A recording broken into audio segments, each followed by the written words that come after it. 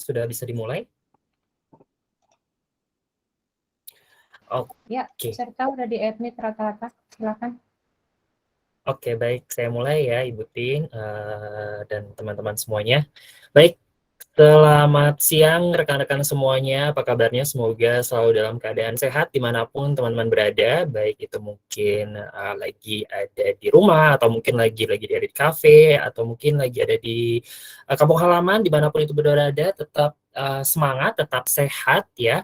Dan jangan lupa untuk tetap menjaga protokol kesehatan ya, karena saat ini, akhir-akhir ini ya, COVID sedang naik lagi, jadi dipastikan teman-teman tetap mentaati protokol kesehatan yang diterapkan di area masing-masing. Baik, terima kasih. Nah, hari ini kita kembali lagi, perkenalkan dulu ya, saya Faisal, saya dari GEE Alam Sutra, dan hari ini kita ada webinar dari Google dan juga dari IKA.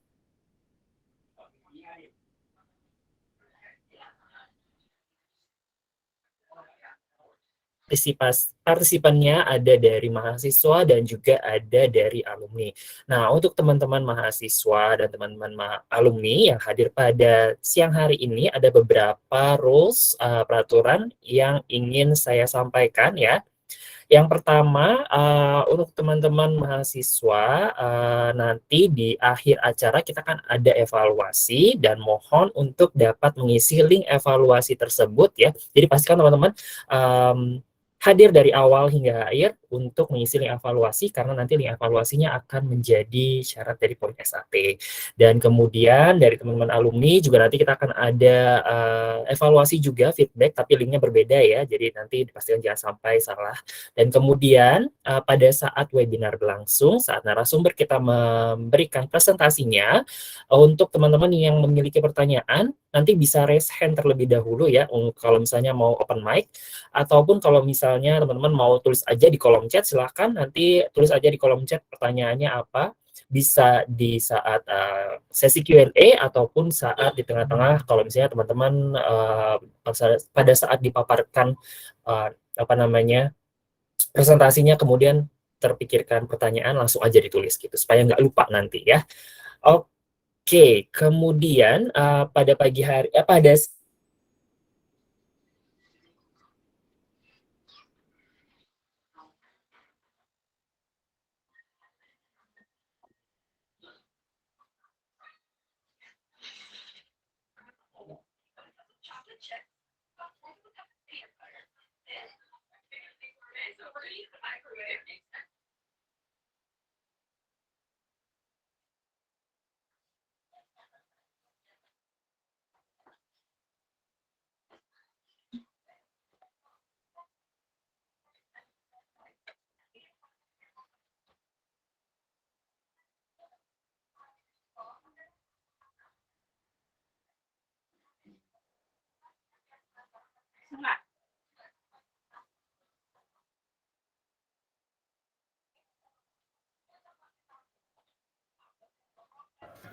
Halo, halo.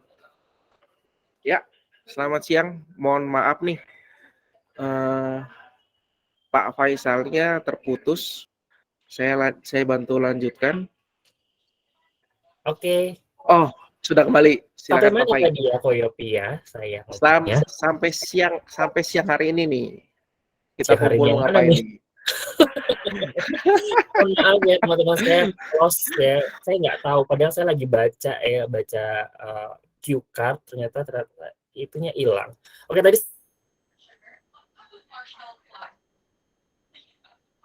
ya, ini adalah alumni dari BINUS ya, angkatan 95 dan 96. Dan semoga teman-teman mahasiswa terinspirasi untuk menjadi seperti beliau-beliau ini yang sangat berbakat sekali dan bisa masuk di Google Cloud seperti itu. Nah, untuk memulai acara pada siang hari ini ya teman-teman, mari kita dengarkan sedikit kata sambutan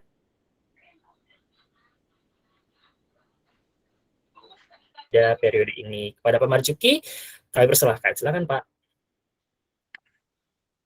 Selamat siang kepada rekan-rekan Binusian, rekan-rekan alumni. Saya ucapkan terlebih dahulu terima kasih banyak sekali dari Pak Sugi dan Ibu Tin dari Google Indonesia yang hari ini berkesempatan untuk berbagi ya. Dan jujur ini sebuah kesempatan yang sangat baik buat kita semua nih, belajar tentang Google yang saya yakin salah satu perusahaan yang IT yang sangat banyak memiliki fitur-fitur aplikasi yang sangat berguna di masyarakat.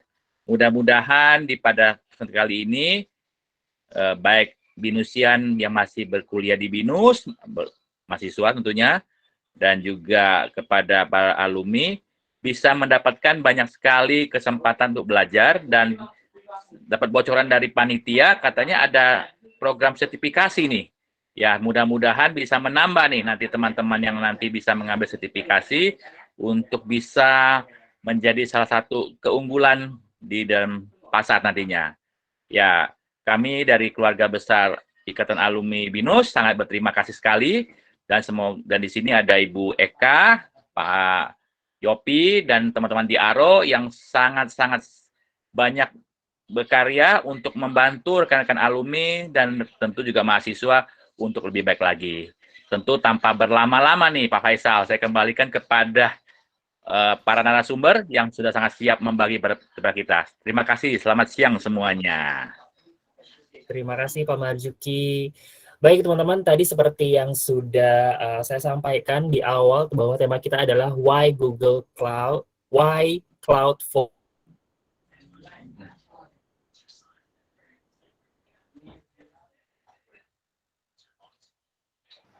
Kelihatannya Pak Faisal keputus ya? Ya, Bu Tin, saya wakilin Breaking kali. ya?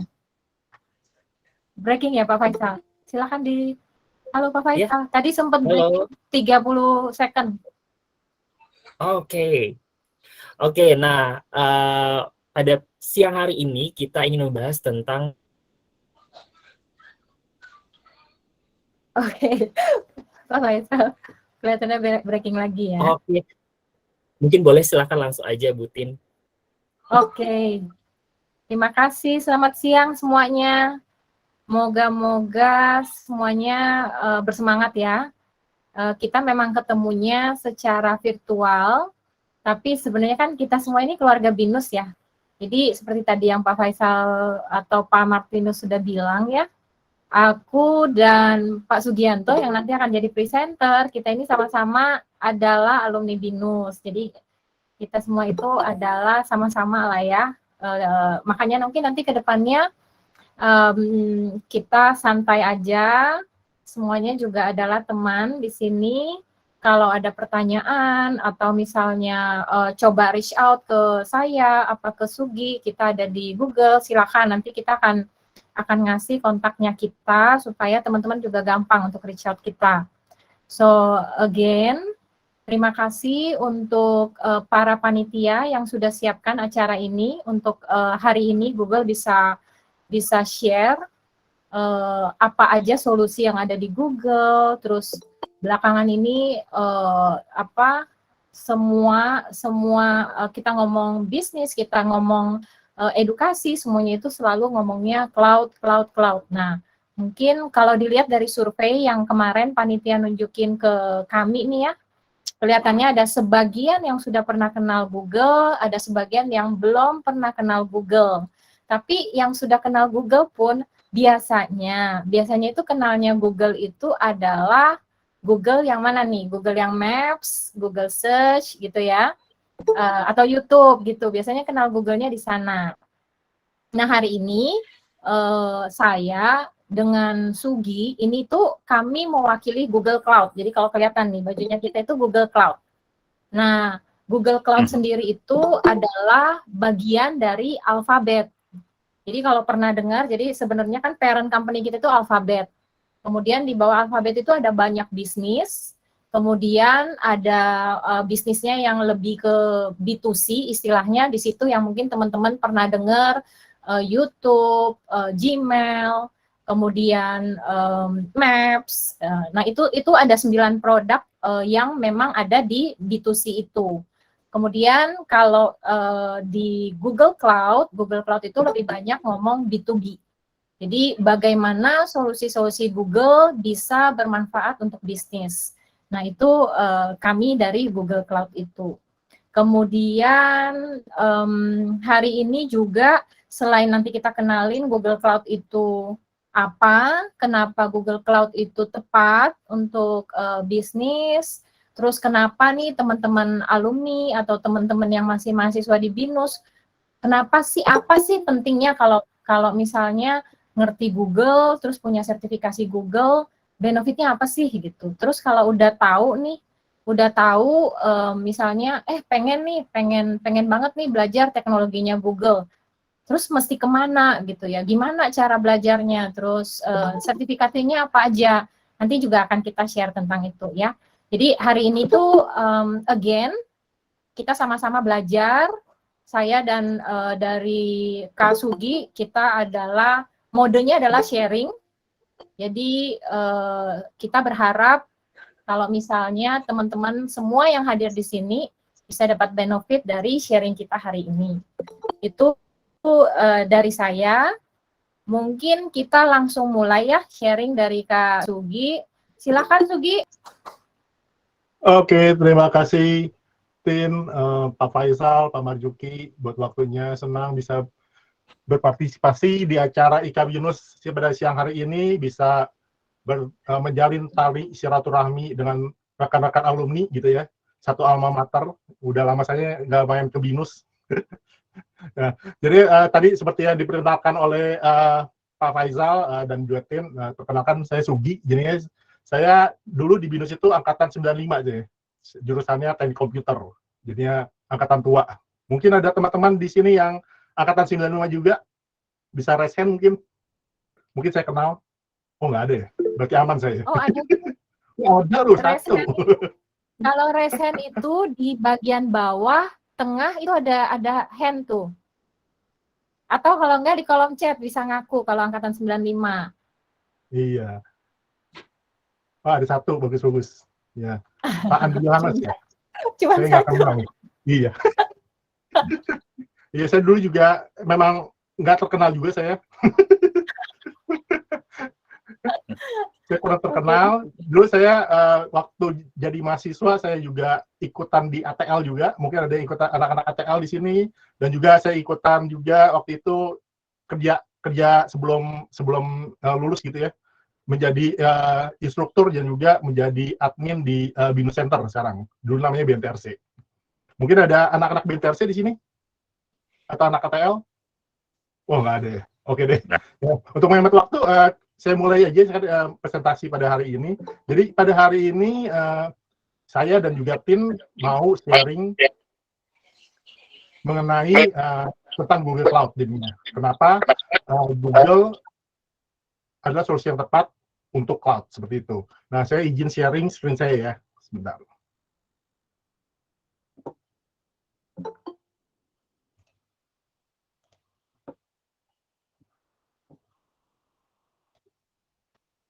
Oh ya, mungkin sambil menunggu di-share materinya, teman-teman tolong di-mute ya. Kalau ada pertanyaan, tolong ditulis di chat.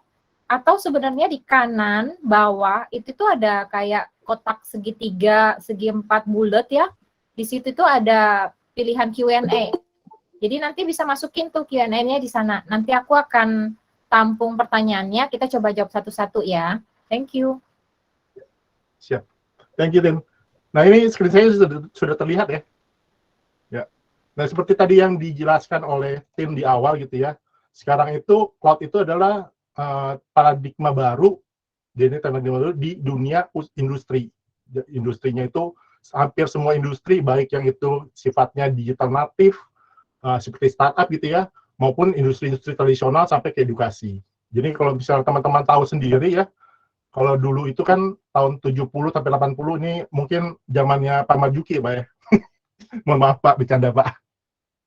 Ya, itu zamannya mainframe era gitu ya, layar hijau, lalu kita beralih ke PC era, internet era, terus lalu kemudian ada smartphone era, application era, dan sekarang terakhir adalah ke cloud era, di mana semua industri itu berlomba-lomba nih, berusaha mengadopsi cloud, seperti itu. Nah, hal ini juga ditunjang oleh survei gitu ya, yang dilakukan oleh IDC. Jadi di IDC sendiri berdasarkan survei itu mereka bilang pada tahun 2022, pada tahun ini ya, 70% dari enterprise ini akan mengintegrasikan cloud solution di dalam solusi bisnisnya mereka. Baik itu yang sifatnya hybrid cloud atau juga pure public cloud atau juga mereka mungkin mulai mengadopsi juga yang namanya multi cloud seperti itu. Nah, di IDC juga di tahun 2024 mereka memprediksikan bahwa lebih dari 50% dari IT spending itu akan menuju ke digital transformasi dan juga inovasi. Nah, biasanya digital transformasi dan inovasi ini tidak luput juga ya dengan menggunakan teknologi dari cloud atau juga solusi-solusi dari cloud. Dan terakhir di tahun 2025 dibilang itu sedikitnya ya kurang lebih 90% dari new enterprise application itu akan di-embedded dengan menggunakan AI. Nah, sebenarnya arahnya itu udah kelihatan ya dari sekarang ya. Sekarang ini dari tahun 2022 sendiri banyak sekali perusahaan-perusahaan yang sekarang udah mulai menerapkan data driven. Jadi data driven jadinya buat mengambil keputusan. Jadi mereka mulai mengadopsi yang namanya mungkin data warehouse, lalu kemudian juga pengambilan keputusan dengan menggunakan data.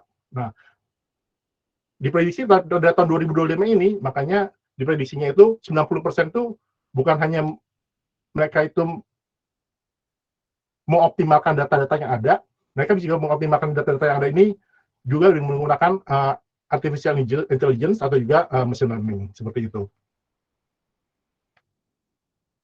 Nah, kenapa Google Cloud gitu loh? Jadinya, pertama, misi dari Google Cloud sendiri, jadinya kita mau mengakselerate setiap organisasi di seluruh dunia untuk mengadopsi digital transformation di dalam bisnisnya mereka. Jadinya semua bisnis mulai dari yang tradisional, startup, digital native gitu ya, sampai ke edukasi. Kebetulan di Google Cloud sendiri, saya itu bertanggung jawab untuk teritori edukasi. Jadi kalau misalnya tim itu di teritorinya dia itu di komersial gitu ya, jadinya berhubungan dengan dunia industri yang komersial. Nah, saya itu lebih banyak di edukasi. Nah, kenapa Google Cloud? Pertama, kalau misalnya rekan-rekan sekalian mempelajari atau juga mengadopsi Google Cloud, rekan-rekan itu bukan cuma menggunakan solusi yang ada di Google Cloud, tapi juga rekan-rekan bisa menggunakan solusi-solusi yang digunakan Google secara keseluruhan. Karena kan tadi seperti dibilang, Google itu bukan cuma ada Google Cloud aja, tapi kan di dalamnya ada Google Maps juga, ada Google Search Engine, kemudian juga ada YouTube, dan sebagainya. Nah, teman-teman itu bisa menggunakan seluruh service-service yang digunakan oleh Google di dalam Google Cloud. Dan yang kedua, sebenarnya Google Cloud itu ada salah satu cloud yang menurut saya dan juga menurut teman-teman customer saya gitu ya teman-teman ya, salah satu cloud yang user interface-nya itu paling gampang kalau dibandingkan dengan cloud-cloud yang lain gitu ya. Jadinya mereka itu bisa dengan mudah mengoperasikan Google Cloud, mereka bisa mengadopsi cloud dengan cepat, membangun aplikasi, membangun solusi dengan menggunakan Google Cloud. Jadinya contohnya misalnya ada inovasi-inovasi atau juga teknologi yang sekarang mungkin banyak digunakan oleh teman-teman gitu ya, seperti Kubernetes gitu ya untuk microservices, itu dilahirkan oleh tim dari Google. Lalu kita bikin Kubernetes itu sebagai open source. Dan sekarang sudah sangat banyak sekali, sudah sangat umum gitu ya, Kubernetes digunakan di dunia industri. Nah, yang terakhir adalah di Google Cloud sendiri, tadi kan saya di edukasi, tim juga di komersial, di masing-masing horizontal industrinya kita, Google Cloud itu mempunyai solusi-solusi untuk industri tersebut. Jadinya, kalau misalnya di education gitu ya, kalau saya bisa cerita, di edukasi itu kita punya namanya Student Success Services, di mana solusinya itu dibangun oleh Google Cloud dan juga universitas-universitas ternama di seluruh dunia gitu ya, dengan mengimplementasikan artificial intelligence di dalamnya. Jadi solusinya itu kita mau mentransformasi dunia pendidikan mulai dari perekrutan siswa atau mahasiswa gitu ya, mereka memulai admission-nya, lalu memulai registrasinya, nanti mereka sudah masuk jadi mahasiswa, gimana kita bisa monitor mahasiswanya, gimana AI bisa membantu si mahasiswa atau juga siswa itu untuk mempelajari hal-hal baru, sampai mereka nanti menjadi alumni dan mencari kerja.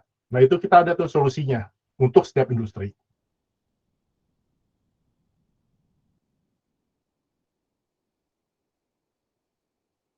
Nah, ini saya lanjut lagi. Nah, yang berikutnya, mungkin teman-teman bisa angkat raise hand ya, gitu ya. Di sini ada 9 Google Services yang penggunanya itu udah banyak sekali. Jadi billion user dari setiap masing-masing service yang ada di Google. Mulai dari Google Search, Android, Chrome, Google Maps. Nah, teman-teman mungkin ada ya yang nggak pernah pakai service ini, dari 9 service ini. Wah, nggak ada yang angkat tangan deh. Berarti semuanya pernah pakai ya, berarti ya? Oke, jadi kesamaan lagi pada sorry, Tin, kenapa Tin? benar-benar nggak ada yang belum pernah pakai ya. Takutnya lagi pada tidur, berarti... Sugi. Oke, siap-siap. Wah, Pak Marjuki belum pernah pakai, Pak. Waduh. Serius, Pak? Beneran, Pak? Iya, ada beberapa yang saya agak kurang pakai, tapi secara umum saya kenal kok. Tenang. Oke, baik Pak. Nah, apa kesamaan dari masing-masing 9 Google Services ini? Dari Google Search sampai Google Foto ini. Jadi, semua services ini yang ada di Google ini ya, itu dijalankan atau di power up gitu ya, oleh Google Cloud. Jadi mereka itu diimplementasikan di atas Google Cloud.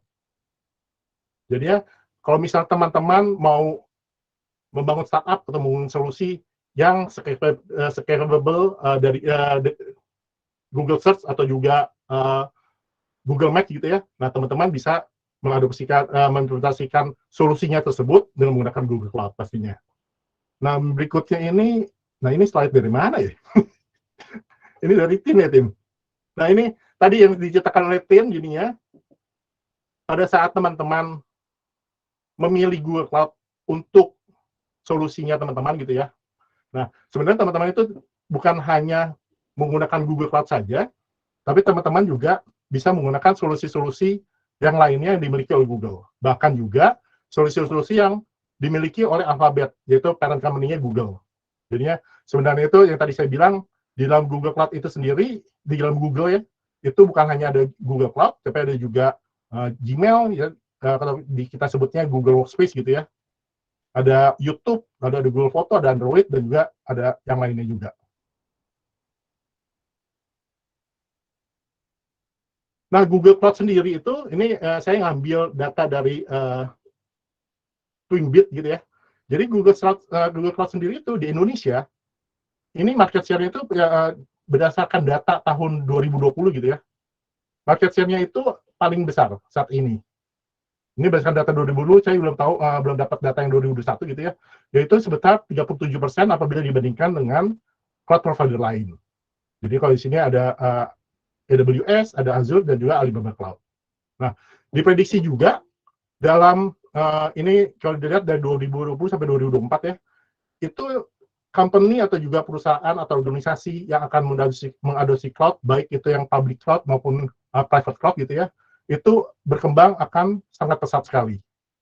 Seperti itu, ini bisa dilihat dari di 2020 itu 436, diharapkan di tahun 2004 itu ada 1.246, atau itu sekitar berapa tuh? 31%. Seperti itu. Nah, Google Cloud sendiri saat ini mempunyai 34 cloud region jadinya, termasuk juga di Jakarta. Nah, keunikan dari Google Cloud sendiri adalah setiap data center yang ada di sini ya, di seluruh negara ini ya, mulai dari Hong Kong, terusnya kemudian sampai ke di Indonesia, Sydney, sampai ke Finland gitu ya, itu dihubungkan oleh fiber optik milik Google. Jadinya semuanya network itu dimiliki oleh Google, jadi teman-teman itu bisa, kalau misalnya teman-teman punya bekerja di atau punya perusahaan yang multinasional gitu ya, jadi teman-teman itu bisa menghosting aplikasinya teman-teman atau solusi teman-teman di atas Google lalu ditaruh di berbagai macam data centernya Google gitu ya, dalam satu virtual network. Jadi dalam satu virtual network, dalam satu VPC, nah itu walaupun DC-nya itu atau data centernya di berbagai macam negara. Nah, semenjak tahun 2020, nah itu kita launching region Jakarta. Region Jakarta itu saat ini mempunyai 3 advocacy zone jadinya. Jadi saat ini kita ada 34, bahkan yang berita terbaru itu adalah kita sudah mengumumkan bahwa di Malaysia dan juga di Thailand akan kita launching juga data center Google.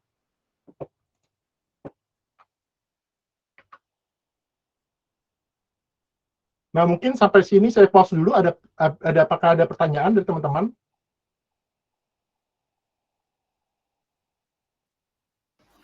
Nggak apa-apa pertanyaan, mungkin nanti ditampung di chat.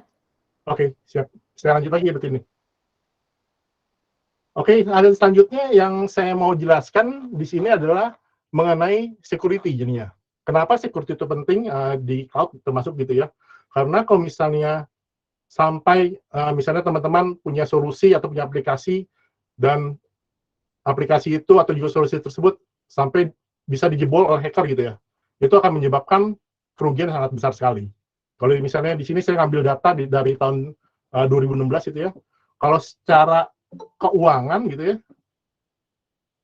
cost of malicious cyber activity in 2016 ini di US itu bisa sampai lebih besar dari 50 billion.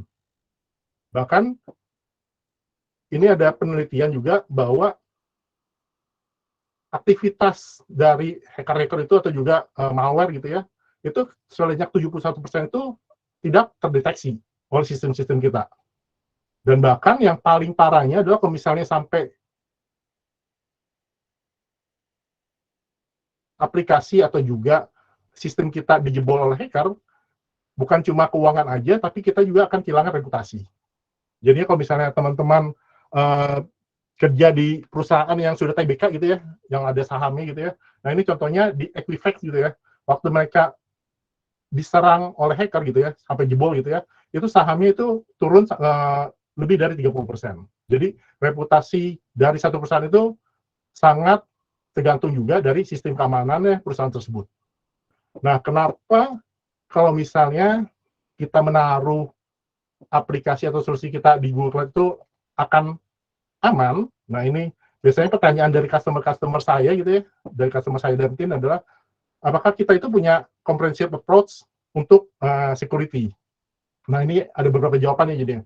Jadi Google Cloud itu secara fundamental itu kita memproteksi jadinya infrastruktur kita, mulai kita dari membangun solusinya gitu ya, bahkan dari desainnya, terus bangun solusinya sampai kita mengoperasikan si Google Cloud-nya itu semuanya itu kita mikirin harus secure. Jadi kita semuanya itu ngomongnya apa tuh? Didasari pokoknya harus semuanya itu security-nya itu harus dipikirkan dulu. Nah, yang kedua adalah kita juga memberikan keleluasaan kepada customer kita untuk mengontrol atau men-setting gitu ya security setting yang ada di Google agar mereka bisa comply dengan policy yang ditetapkan oleh perusahaan mereka atau juga comply juga dengan compliance atau regulasi di masing-masing negara atau juga comply dengan business objective mereka. Dan yang terakhir adalah kita harus Google Cloud itu kita itu memastikan bahwa pada saat kita mempunyai data center di satu negara, kita harus comply dengan regulasi atau juga compliance yang ada di negara tersebut. Nanti kita akan lihat compliance apa aja yang ada di Indonesia gitu ya, yang sudah dipenuhi oleh Google Cloud. Nah, gimana si Google itu bisa mendeteksi threat itu dengan cepat? Jadi kalau misalnya teman-teman tahu sendiri, Google Cloud itu mengolah banyak data sekali. Jadi semakin banyak data yang kita olah, jadi kita makin tahu nih bahwa mana data yang valid, mana data yang kira-kira yang sifatnya itu threats gitu ya. Nah, by number itu kalau bisa dilihat di sini, sebesar lebih dari 25% atau bisa dibilang lebih dari hampir 50% gitu ya, semua traffic internet itu deliver by Google Networks. Jadi kita biasanya kalau misalnya teman-teman mau masuk ke website biasanya ya, itu ada satu teman saya gitu ya, bahkan dia mau masuk ke website aja dia harus melalui Google Search gitu ya. Dia jadinya kan Google Search-nya itu sebagai home-nya dia, jadi dia mau masuk misalnya ke mana, Detik atau Kompas, dia ngetik dulu di Google, baru nanti keluar link-nya dari hasil pencari Google, baru dia ngeklik. Nah, itu banyak sekali orang-orang yang seperti itu. Jadinya semakin banyak orang yang nyari, jadinya data yang kita kumpulkan juga semakin banyak. Jadinya data yang lewat Google itu semakin banyak. Nah, kemudian juga teman-teman juga tahu kan, Android itu menjadi salah satu operating system handphone yang paling banyak digunakan. Jadi kita itu setiap harinya itu melakukan health check gitu ya, sekitar 400 juta Android device. Kemudian juga kita melakukan scanning gitu ya, buat malicious software di 694.000 web pages. Dan kita juga memproteksi, ya, kalau misalnya teman-teman menggunakan Gmail atau juga Chrome gitu ya, memproteksi sekitar lebih dari 1 billion user yang ada di Gmail maupun juga di Chrome. Dan terakhir, kalau misalnya teman-teman melakukan penyimpanan data di Google Cloud, itu 100% customer data itu di-encrypt by default. Jadinya enkripsinya itu secara default, teman-teman nggak perlu ngaktifin lagi, secara default langsung diaktifkan. Dan juga bahkan tidak bisa di turn off, seperti itu. Nah, keamanannya juga, jadinya, itu kita benar-benar bangun di dalam, pada saat tadi saya bilang, dari desain, bangun sampai operasi. Jadinya, mulai dari sisi hardware-nya, software-nya, storage, identity, network, operation, semuanya itu kita selalu mementingkan faktor keamanan. Jadi security-nya itu bukan ditambahkan di atas masing-masing komponen-komponen yang ada di Google Cloud. Nah, pertama dari network-nya. Dari network-nya sendiri, Google Cloud itu seperti yang saya bilang, antar satu DC dengan DC yang lain, atau data center yang lain itu adalah miliknya, koneksinya itu atau network-nya milik Google. Jadinya dari Google Cloud, dia akan bisa nyambung ke POP-nya Google, baru nanti nyambung ke ISP, baru ke user. Nah, kalau misalnya dibandingkan dengan provider lain gitu ya, ada mereka yang dari cloud provider, nah itu mereka harus melakukan beberapa hop ke ISP. Jadi, mereka menggunakan jaringan milik orang lain sampai akhirnya masuk ke user. Nah, dengan memastikan bahwa jaringan ini milik Google, ya tadi teman-teman akan mendapatkan proteksi ya, pasti ya, end-to-end gitu ya dari Google. Kemudian juga secara latensi akan jauh lebih cepat. Kalau misalnya teman-teman menggunakan Google Cloud untuk menghosting misalnya solusi atau juga aplikasi dari teman-teman. Nah, kemudian dari sisi hardware-nya sendiri jadinya. Dari sisi hardware-nya sendiri, mulai dari Google server-nya, operating system-nya, itu didesain khusus oleh Google ya, agar pas dengan yang dibutuhkan oleh Google Cloud. Jadinya service-service yang dibutuhkan di operating system itu kita hilangkan. Jadi benar-benar hanya service yang diperlukan yang kita pakai di atas Google Cloud. Nah, jadinya kebanyakan operating systemnya itu kita menggunakan Linux. Jadinya Linux yang sudah di-custom jadinya. Kemudian juga kita juga dari sisi chip keamanan sendiri, Google itu bikin yang namanya Titan chip gitu ya. Jadinya yang khusus untuk mengamankan semua hardware-hardware yang jalan di atas Google Cloud. Baik itu servernya juga kita desain sendiri, dan juga kita memastikan bahwa itu tidak ada gitu ya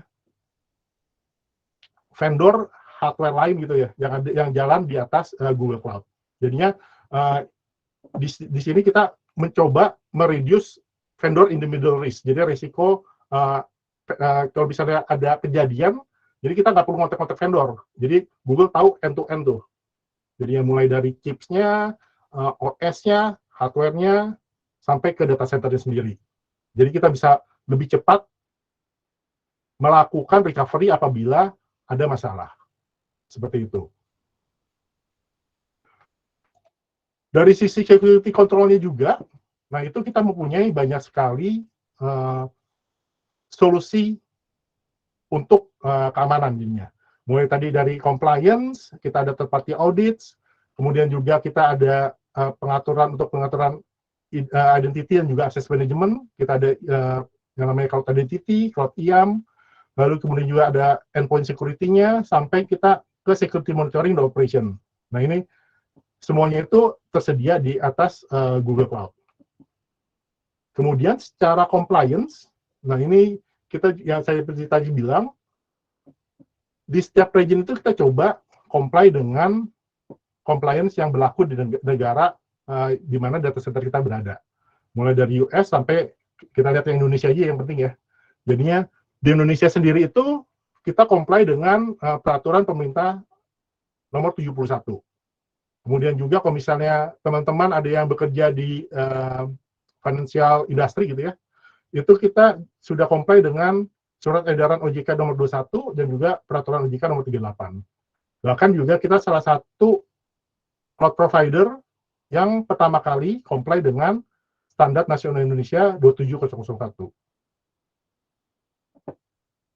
Sampai sini ada pertanyaan mungkin?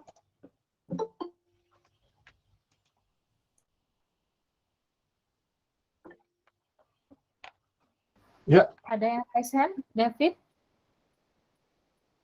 Iya, Kak. Silakan. Selamat siang. Selamat siang, Pak. Perkenalkan, saya David. Saat ini saya baru lulus. Saya juga bekerja di financial industry. Saya mau tanya, apakah Google Cloud ini bisa menyimpan kredensial data yang itu juga tidak menjadi masalah bagi para auditor dari OJK? Itu aja sih. Ya, mungkin saya bisa jawab, David. Jadi sebelum di Google, saya kerja di salah satu bank juga, yang lambang logonya warna merah gitu ya. Nah, itu jawabannya bisa jadinya. Jadi kita bisa menyimpan data-data finansial di atas Google Cloud. Karena pertama, data center kita sendiri sudah ada di Indonesia gitu kan ya. Dan juga kita sudah comply tadi, ya saya bilang, dengan surat edaran dari OJK dan juga peraturan OJK. Seperti itu. Jadi, yang pasti kan kalau misalnya di bank atau juga di financial industry, pada saat kita mau mengimplementasikan cloud itu, kita harus lapor dulu ke OJK kan.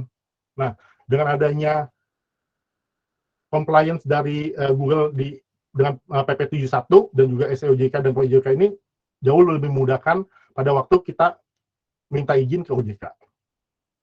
Seperti itu. Apakah menjawab, David? Berarti kita memungkinkan untuk menyimpan data-data user di dalam Google Cloud ini sendiri ya, Kak? Data-data user, iya, betul. Oke, baik-baik. Terima kasih, Kak. Ya, sama-sama. Oke, ada pertanyaan lagi? Kalau nggak ada, saya lanjutkan lagi ya. Nah, ini saya ngambil dari film yang dulu terkenal nih, Journey to the West. Mungkin Pak Marjuki tahu kan ya, Pak ya? Soalnya udah senyum-senyum tuh, Pak. Ini Pak Juki hafal kan nih namanya nih, Pak? Ada Sun Gokong, ada Biksu Tong Samcong ya, Cupat Kai, dan ini saya lupa nih yang siluman air ini, namanya siapa. Jadi, bukan cuma Sun Gokong doang yang mempunyai journey jadinya. Jadi pada saat kita mau adopsi cloud itu merupakan sebuah journey juga jadinya. Sebenarnya kita itu, waktu mau melakukan atau mengimplementasikan cloud, itu adalah kita sebuah journey. Kita harus mulainya dari mana, terusnya hasil akhirnya mau dituju apa, nah itu harus kita ketahui dulu di awal. Jadi kalau di Google itu, journey-nya gimana, biasanya kita harus decide dulu nih, ngambil keputusan, kira-kira itu kita maunya arahnya kemana. Jadi kalau di Google itu biasanya kita bilangnya ada yang namanya, yang step pertama adalah tactical, yang gampang gitu ya, yang gampang, yang quick win gitu ya. Yang kedua yang sifatnya strategik, dan terakhir adalah sifatnya yang transformasional. Nah, yang tactical itu biasanya tadi ya seperti saya bilang yang merupakan sesuatu yang quick win, gimana kita bisa, contohnya adalah objektifnya gimana kita bisa mereduce cost gitu ya, efisiensi. Kalau dulu di bank itu salah satu yang digaungkan tuh di bank saya, gimana kita bisa efisiensi dan juga meminimalisasi IT disruption. Karena kalau bank itu kan bekerjanya beroperasinya 24 jam gitu ya. Jadi gimana kita meminimalkan terjadinya masalah-masalah di dalam infrastrukturnya kita. Dan yang kedua adalah yang sifatnya strategik. Strategik itu biasanya mereka mulai memikirkan increase IT value gitu. Jadinya gimana si IT itu bukan sebagai hanya cost center doang gitu ya, tapi juga bisa support bisnis. Nah, yang terakhir adalah transformasional. Transformasional ini biasanya dia mengelevate IT menjadi center of innovation. Seperti itu. Contoh-contohnya, misalnya, mulai yang taktikal, misalnya, taktikal itu yang paling mudah adalah kita melakukan yang, kalau misalnya teman-teman sudah menggunakan cloud gitu ya, kan ada yang namanya istilahnya lift and shift. Lift and shift itu adalah kita memindahkan server kita gitu ya, dari on-premise atau juga dari data centernya teman-teman ke cloud. Jadinya kita nggak melakukan perubahan apa-apa, benar-benar hanya lift and shift. Jadi itu biasanya itu adalah yang sangat cepat, yang paling cepat. Dan juga itu biasanya salah satu approach yang saya rekomendasikan ke customer saya. Pertama adalah lift and shift. Jadinya mereka memindahkan existing solusinya mereka, yang paling gampang adalah misalnya public website gitu ya, ke Google Cloud misalnya. Dan yang kedua, kalau misalnya strategik, biasanya itu mereka mulai melakukan perubahan. Jadinya kalau misalnya tadi lift and shift itu perubahan itu sangat minimal gitu ya. Dari sisi aplikasi tidak perlu melakukan perubahan biasanya, palingan hanya dari sisi infrastruktur atau juga dari sisi networking gitu. Nah, yang kedua yang strategik itu mereka mulai melakukan re-arsitektur. Biasanya mereka melakukan misalnya punya aplikasi yang dulu sifatnya itu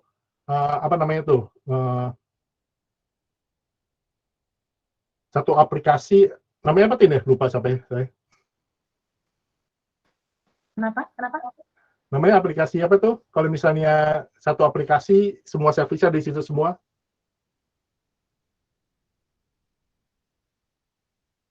Gak lupa juga ya. Sorry, Jadi, breaking.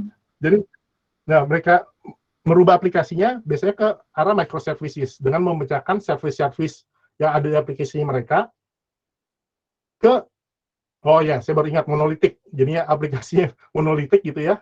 Jadi di mana biasanya kan aplikasi monolitik itu ada satu aplikasi besar, semua service-nya ada di situ semua. Nah, biasanya itu mereka mulai melakukan re-arsitektur dengan menerapkan microservices gitu loh. Di mana service-service-nya itu dipisah-pisah. Jadi kalau misalnya pada saat satu service terganggu, tidak mengganggu service-service yang lain, atau service-service lain tetap bisa jalan.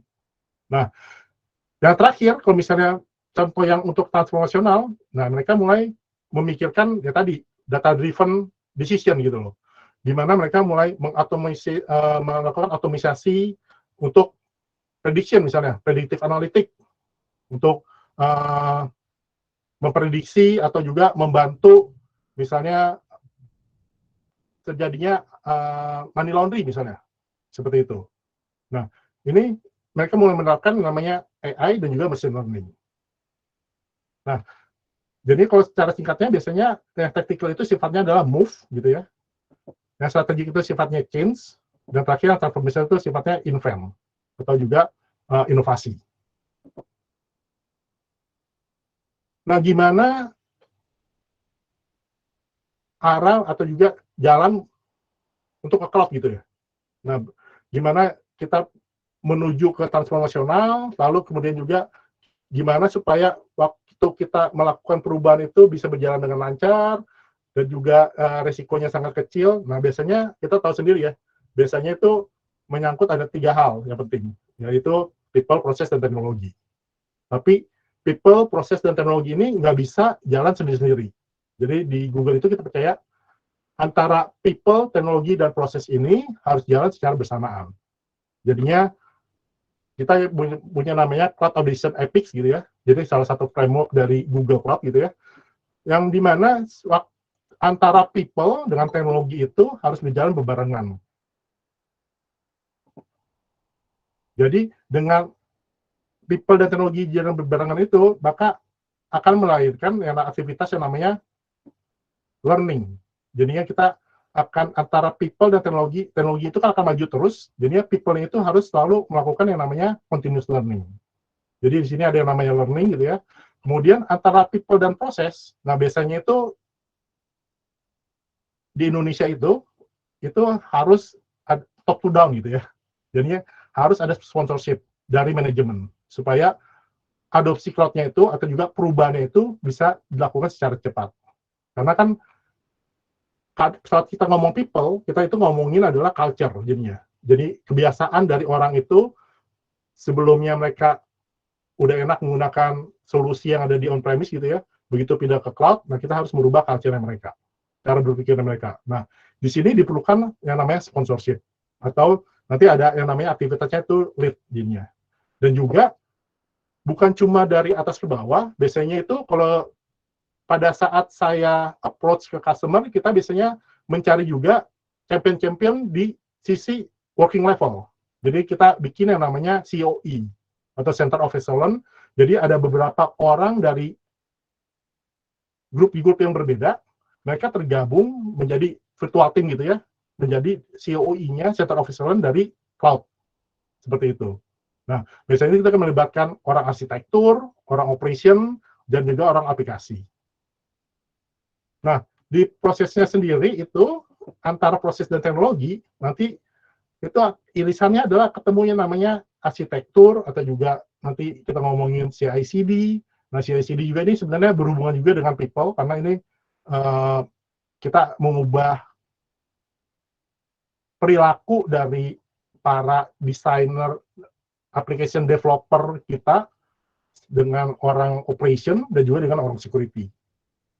Nah, dari masing-masing irisan people, proses, teknologi, tengah-tengahnya yang pasti kita memerlukan namanya security.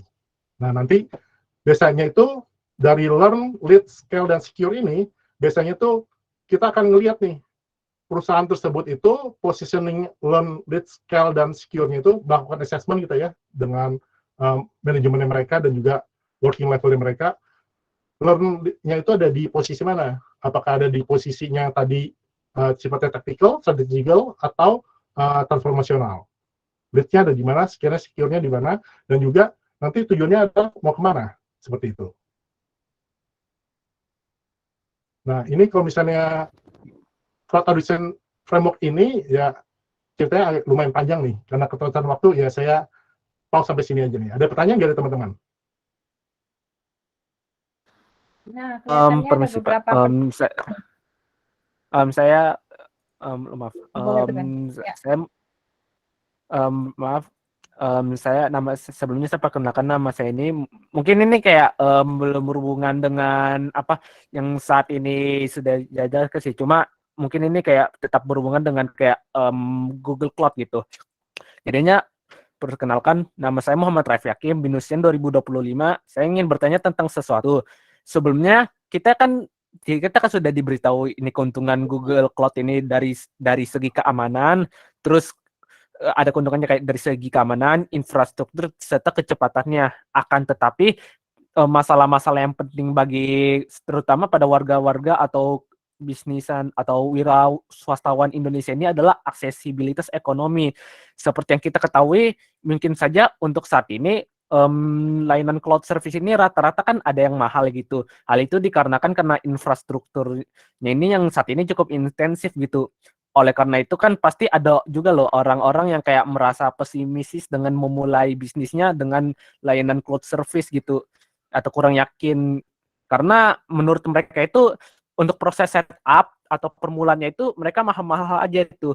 Nah, pertanyaan itu bagaimana caranya Google atau Google Cloud ini dapat meyakinkan pengguna agar dapat mulai menggunakan Google Cloud? Apakah terdapat berbagai program-program insentif yang didapatkan untuk pengguna baru atau perusahaan baru yang baru menggunakan Google Cloud ini? terutama pada perusahaan skala kecil, dan bagaimana insentif-insentif tersebut dapat membantu organisasi dari berbagai skala manapun agar meraih kesuksesan dengan Google Cloud. Itu saja. Oke, terima kasih Mas Raffi. Oke, pertanyaannya bagus sekali jadinya. Jadi saya mungkin mau menjawab cloud itu apakah mahal apa enggak, itu jadi relatif ya berarti ya. Tergantung ya, kalau misalnya dari kita melihat dari kacamata tradisional company gitu ya. Tradisional company itu mereka biasanya sudah invest mempunyai data center sendiri seperti bank gitu ya. Nah, biasanya kalau misalnya bank itu atau juga manufacturing atau yang lainnya gitu ya, mereka itu sudah punya data center sendiri, punya infrastruktur server sendiri gitu ya. Jadi mereka membandingkan tuh biasanya tuh, apakah dengan implementasi cloud itu lebih murah apa enggak. Nah, kalau berdasarkan pengalaman saya di bank gitu ya, jadi kalau misalnya itu waktu kita mau implementasikan suatu solusi baru, jadi solusi baru ya, di mana kita memerlukan hardware baru gitu ya, hardware baru, terusnya software baru. Nah, kebanyakan itu solusi cloud itu jauh lebih efisien. Itu efisiensinya itu bisa mulai dari 20% sampai dengan 50%. Jadi kalau misalnya kita belum mempunyai apa-apa gitu, atau misalnya tadi Mas Raffi itu mau memulai bisnis baru, Ya, atau startup, misalkan. itu akan jauh lebih efisien menggunakan cloud. Kenapa? Karena kita nggak perlu nyewa server, nggak perlu beli server dulu gitu ya, dengan prediksi misalnya kapasitas untuk misalnya kita mau bikin saingannya Tokopedia, kan itu kan servernya butuh server yang besar sekali kan ya. Nah, kita nggak perlu ada investasi di awal. Nah, untuk program-programnya sendiri, masing-masing industri itu kita punya jadinya, termasuk untuk startup, kita ada yang namanya Google for Startup, di mana kita bisa memberikan cloud credit ke startup-startup yang baru memulai bisnisnya mereka. Atau juga untuk mahasiswa, rekan-rekan mahasiswa gitu ya, kita juga punya beberapa program di mana rekan-rekan mahasiswa itu bisa belajar, bisa menggunakan cloud itu tanpa harus menggunakan kartu kreditnya teman-teman atau juga berbayar. Seperti itu. Nanti mungkin yang untuk program yang mahasiswa itu nanti saya jawab di sesi berikutnya ya kali ya, Mas Raffi ya. Izin ya. Kira-kira pertanyaan sudah menjawab. Terima kasih ya. Terima kasih, sama-sama. Terima kasih. Sugi, ada pertanyaan nih di chat ya, di chat room. Ya. Jadi ada Dedi Jayadi yang nanya,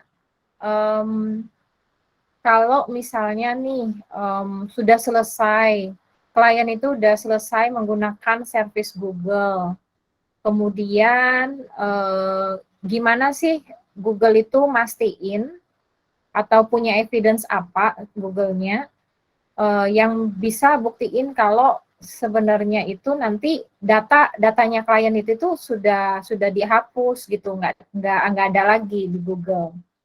Kurang lebih seperti itu pertanyaan. Jadi tadi ini ada sebab jika tidak salah Google melakukan replikat data dari masing-masing DC mereka. Jadi ya ini pernyataannya salah gitu ya. Jadi jadi jadinya kalau misalnya Google itu kita tidak mereplikasi data-data kita. Jadi kapan kita akan mereplikasi data? Kalau misalnya user itu yang melakukan setting untuk mereplikasi data.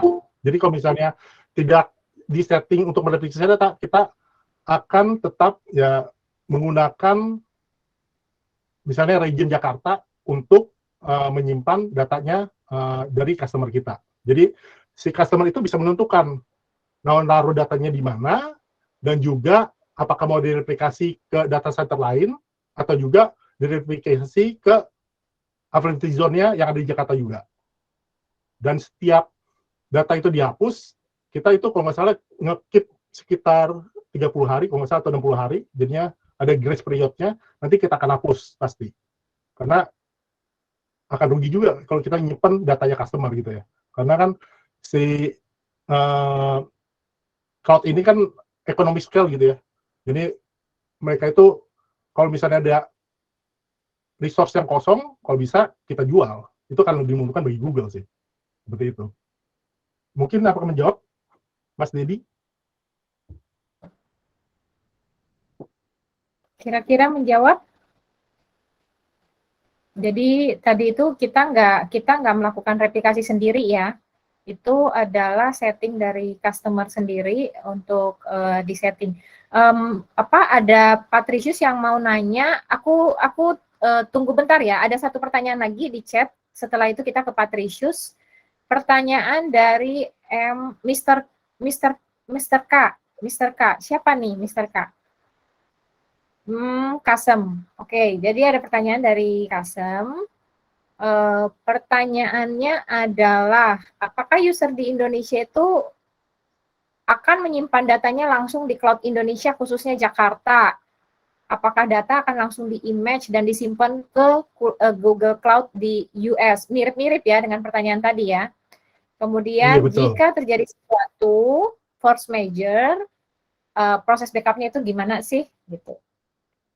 Oke, Silakan. kalau force major itu jadinya teman-teman jangan takut, jadinya setiap service yang ada di Google itu kita ada SLA-nya atau Service Level Agreement-nya. Termasuk untuk data ini, SLA-nya kita itu adalah 9,9 itu ada 11 belakangnya. Jadi hampir lagi 100% dirinya. Jadi kita melakukan high availability untuk semua infrastrukturnya kita. Seperti itu. Jadi kita semuanya based on SLA aja. Jadi menjawab nggak nih, Kasem? Kalau pertanyaan pertama kan tadi kurang lebih sama seperti pertanyaan Dedi ya, bahwa tidak akan disimpan di sana image-nya di US. Kemudian apakah langsung ditaruh di Jakarta atau enggak, itu customer yang milih, bisa ditaruh di Jakarta, bisa di Singapura, bisa di Taiwan, itu pilihan. Yang kedua tadi sudah menjawab, mungkin bisa ditulis di chat. Oke, thank you. Kemudian Patricius, silakan, ada pertanyaan, bisa langsung open mic. Ya, terima kasih Pak. Saya Patricius dari Bilusian 25. Kemarin sempat jadi trending itu ada berita info tentang big data berhubungan dengan Pak Luhut Binsar Panjaitan, Menko Marves. Ini membuat sehingga orang kemudian mengatakan tentang zero trust ya, karena kemudian data-data yang harusnya menjadi rahasia sebuah negara kok kemudian harus bisa diketahui oleh ini, bahkan diisukan bahwa itu dijual untuk negara-negara yang lain. Saya sempat baca perang antara Ukraina dan Rusia itu juga berhubungan dengan cybercrime, dan kemudian dikatakan bahwa ke depan itu perang dunia ketiga itu tidak lagi mengandalkan kekuatan seperti pada perang dunia pertama dan kedua, kekuatan angkatan darat, angkatan udara, dan angkatan laut, tetapi yang diandalkan itu adalah cyber force, kekuatan dunia maya dengan penguasaan peralatan teknologi. Saya mengerti bahwa Google punya cara-cara tersendiri untuk melindungi data dari penggunanya. Tetapi pertanyaan saya, apakah juga sebuah negara itu diwajibkan juga untuk memiliki cyber force tadi itu, kekuatan cyber, untuk melindungi data-data yang ada di dalam negaranya. Sebab kemudian kalau misalnya itu diketahui oleh negara lain, akan dimanfaatkan untuk kepentingan mereka. Dan kalau misalnya terjadi seperti itu di Indonesia, maka tentu Indonesia akan kalah dalam segala hal. Saya hanya bertanya ini saja, saya minta maaf kalau itu di luar dari topik kita, tapi kalau misalnya itu dalam topik kita, Bapak tolong jelaskan, kira-kira untuk Indonesia sendiri, apa yang sudah dibuat menurut pendapat Bapak gitu. Karena isu tentang itu, big data tadi, mengapa itu harus muncul? Mengapa itu berhubungan dengan, apalagi itu berhubungan dengan kegiatan dari seorang menteri yang sangat berperan di Indonesia. Terima kasih, Pak. Oke, terima kasih Patricius buat pertanyaannya. Jadi kalau untuk yang berhubungan dengan big data itu, saya bukan ranah saya untuk menjawab. Nah, mungkin saya akan menjawab mengenai yang cyber army atau cyber security. Jadinya saya yakin di Indonesia itu pasti ada cyber army atau cyber security-nya sendiri yang menjaga keamanan. Jadi kalau yang saya tahu sendiri di Kementerian Pendidikan itu mereka, karena saya yang salah satu account yang saya manage adalah Kementerian Pendidikan. Mereka mempunyai tim security-nya sendiri yang selalu berusaha mengamankan data-data yang dimiliki oleh kementerian. Dan saya yakin tuh masing-masing kementerian juga punya tim security-nya. Bahkan di Kementerian Pendidikan sendiri itu mereka sering mengadakan yang namanya bug bounty. Jadi kayak mereka mengundang bug hunter gitu ya, atau juga hacker-hacker topi putih gitu ya, untuk mencari celah keamanan di dalam sistem mereka. Jadi itu dilakukan secara rutin. Gunanya untuk apa? Apabila ditemukan celah keamanan, mereka jadi bisa menutup dulu. Jangan sampai celah keamanan itu disalahgunakan oleh hacker-hacker yang bertopi hitam gitu ya, yang mempunyai niat-niat yang jahat. Seperti itu sih, mungkin jawaban dari saya. Terima kasih, Pak. Sama-sama.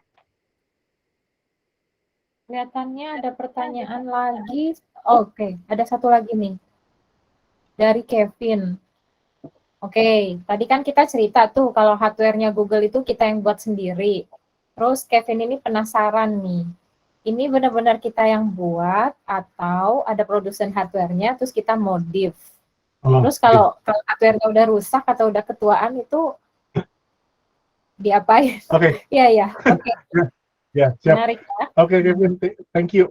Jadi kalau yang saya tahu ya, yang saya dengar dari cerita, ini saya juga pernah tahu persisnya ya. Yang saya tahu itu adalah kita itu mendesain hardware kita sendiri, lalu kita kasih ke penyedia hardware jadinya. Jadi bukan kita buat sendiri. Saya kurang tahu kita buat sendiri apa enggak, tapi jadi kita desainnya itu dari kita, dan si penyedia hardware itu harus buat sesuai dengan desainnya Google.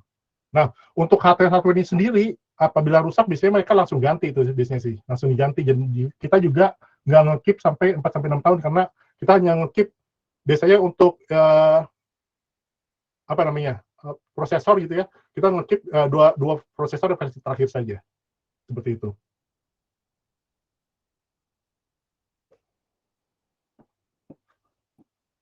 Oke, mungkin kita lanjutin lagi kali ya. Iya. Sebenarnya kalau dilihat dari waktunya ya, ini udah masuk ke jam yang Q&A, Sugi.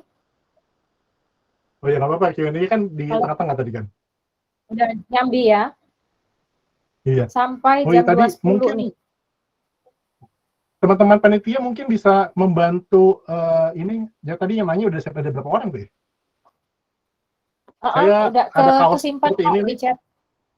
Ya, saya ada kaos seperti ini nih. Nah, nanti teman-teman yang bertanya, saya ada 10 kaos. Nanti mungkin teman-teman yang bertanya itu bisa ngirimin alamat dan juga size dari t-shirtnya kalian. Nanti saya kirimin.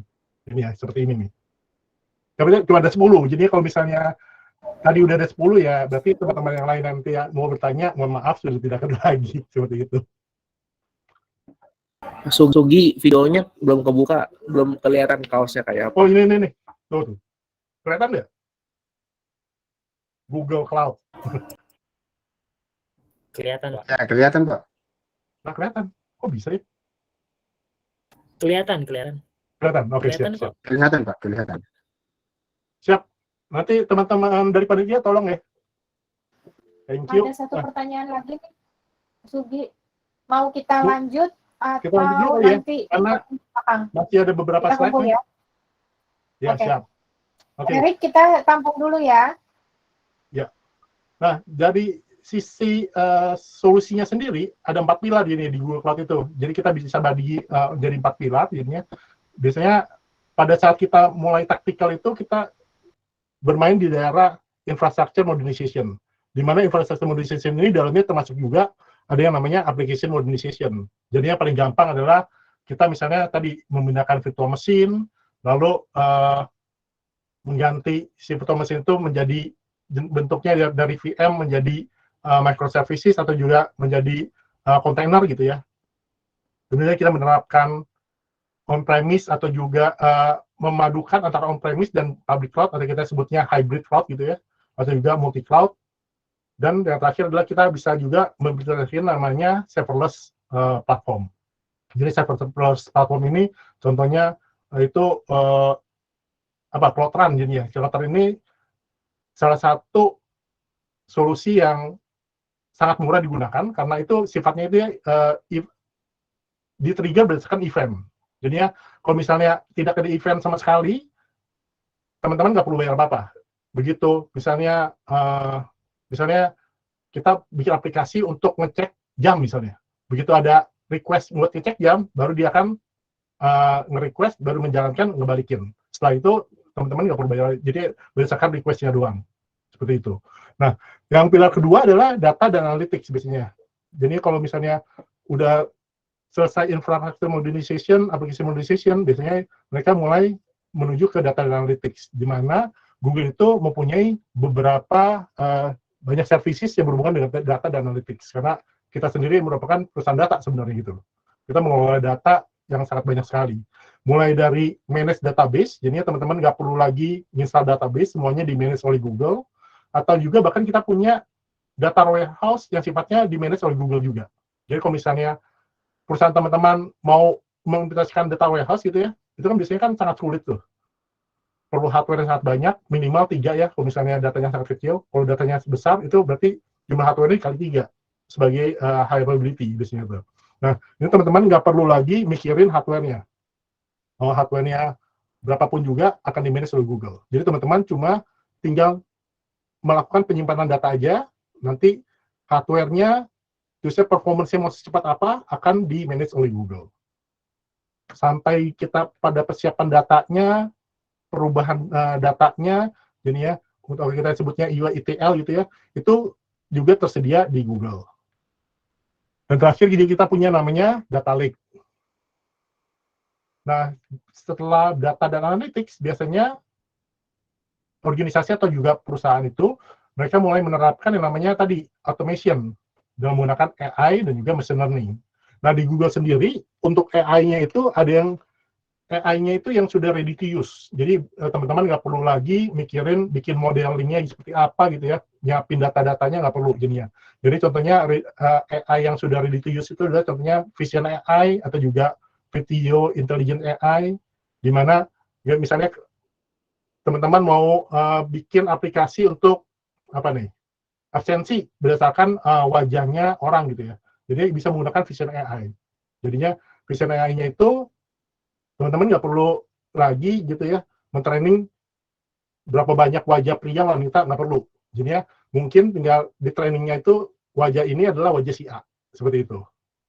Jadi trainingnya sangat dikit, jadinya modelingnya itu semuanya sudah disiapkan oleh Google.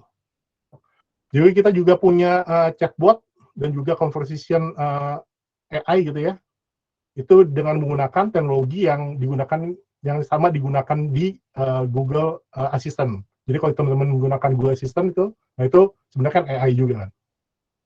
Atau juga kalau teman-teman mau bikin machine learning sendiri, jadinya mau bikin modeling dari data-datanya itu teman-teman yang nyiapin sendiri, nah kita juga punya custom train machine learning.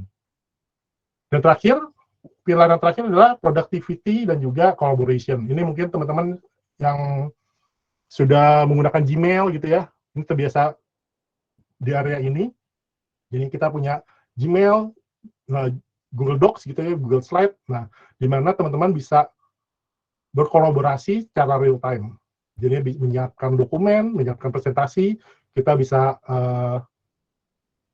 saling, kalau misalnya kita mau nyiapin presentasi, kita bisa saling kolaborasi di satu file yang sama gitu ya, secara real time, dan juga kita nggak perlu khawatir lagi tuh, ini versi yang terakhir yang mana. Jadi kalau misalnya dulu, kalau saya sebelum menggunakan Google Workspace gitu ya, itu saya kalau misalnya ada proposal dan saya mau ngerjakan secara tim, biasanya kita tukar-tukar filenya melalui email gitu kan ya. Kita tukar-tukar email, ada yang update, masing-masing update, sampai akhirnya kita bingung sendiri nih, file yang paling terakhir yang mana gitu kan. Nah itu sekarang nggak perlu khawatir lagi, bisa menggunakan Google G-Docs yang ada di Google Workspace. Nah ini contoh skenario yang sering digunakan di sektor edukasi nih. Saya kurang tahu nih kalau misalnya di manufacture atau juga di komersial, biasanya institusi pendidikan atau juga universitas atau kampus, mereka itu pertama kali menuju cloud itu adalah mereka itu biasanya nyari workload atau juga aplikasi yang sifatnya gampang gitu ya, dan juga tidak risikonya tidak terlalu besar. Biasanya itu mereka mulai dari public facing website. Jadi beberapa universitas negeri gitu ya, mereka itu mulai dari public facing website, baru nanti mereka akan pindah dengan mengimplementasikan learning management systemnya mereka. Biasanya mereka menggunakan Moodle, dipindahkan ke Google Cloud. Dan terakhir adalah untuk student information systemnya atau juga sistem akademiknya mereka gitu ya, itu banyak juga yang memindahkannya ke Google Cloud. Kenapa LMS ini banyak dipindahkan ke cloud gitu ya? Karena pada waktu kemarin pandemi gitu ya, LMS ini banyak sekali digunakan oleh mahasiswa. Jadi mereka itu untuk pembelajaran, untuk ujiannya, itu mereka semuanya itu tergantung dari LMS. Jadinya LMS-nya itu ada salah satu, kalau bisa cerita, universitas di Surabaya gitu ya, mereka itu kalau misalnya tidak ada ujian gitu ya, LMS itu jalannya cuma 1 atau 2 mesin gitu. Begitu ada ujian, ada sebanyak 250 mesin, paling maksimal itu 250 mesin, jalan secara bersama-samaan. Karena banyak yang mengakses LMS-nya. Jadi, dengan memindahkan ke cloud, itu kita bisa mengadopsi teknologi yang sama yang digunakan oleh startup gitu, seperti Tokopedia. Kan Tokopedia kan kalau misalnya pada saat biasa-biasa aja kan servernya pasti nggak terlalu sibuk gitu ya. Tapi begitu ada misalnya waktu Indonesia belanja atau juga 11, 22 gitu kan, itu biasanya kan ada promo-promo kan, itu pasti banyak diserbu. Nah, gimana mereka bisa menghandle customer sebanyak itu ya, salah satunya adalah mereka menggunakan teknologi yang ada di cloud yang disebut namanya auto scaling. Jadi bisa VM-nya itu atau juga mesinnya atau juga virtual mesinnya mereka bisa bertambah secara otomatis sesuai dengan hit dari si customer mereka. Nah, ini yang ini udah mulai terakhir berarti ini. Ini adalah Google Cloud Customer di Indonesia. Mungkin Tim bisa ceritain, Tim? Oke, jadi kalau dilihat ya, cloud customer-nya Google Cloud customer-nya di Indonesia itu tuh industrinya macam-macam. Jadi di sini kita bisa lihat ada banyak startup, ada kalau di kita itu istilahnya digital native. Jadi kalau startup itu kan dari dia mulai udah memang langsung adopsi cloud ya. Jadi ada Tokopedia di sana, ada apa nih yang banyak di sini? Ada Video, ada Bukalapak, ada Traveloka. Traveloka kita nggak taruh di sini ya. So mostly ada Traveloka. Kemudian kalau kita ngomong traditional company itu juga udah ada grupnya Salim. Kemudian ada Wing Surya, ada grupnya Sinarmas, Alfamart. Itu ada di sana. Kalau kita ngomong public sector, udah banyak juga, ada Angkasa Pura, ada banyak ya. So sebenarnya customer kita itu customer Google itu tuh udah ratusan banget nih sejak Jakarta data center itu dibuka. Jadi sekitar udah ratusan. Nah, tapi memang tidak semua customer itu bisa kita disclose karena kan itu tergantung dari apakah mereka udah punya NDA dengan kita. So hampir semua industri itu udah pakai Google dan mostly adalah bisnis-bisnis yang mereka itu mereka sangat kritikal banget tuh yang harus bisa diakses 24 jam termasuk banking. Kalau kita next ya bank itu hampir semua bank yang buku 3 buku yang bank besar komersial itu tuh udah pakai Google. Kemudian yang digital itu juga mostly pakai kita. Kurang lebih mungkin itu bukan buku 3 tapi buku 4 juga ya. Buku 4 juga iya benar-benar. Buku 4. Ada BCA, ada Semi Niaga kan di buku 4 termasuk Mandiri seperti itu. Nah, yang terakhir adalah case study yang mau saya share ini adalah yang digunakan di salah satu akun saya nih, yaitu Kementerian Pendidikan, Kebudayaan dan Ristek.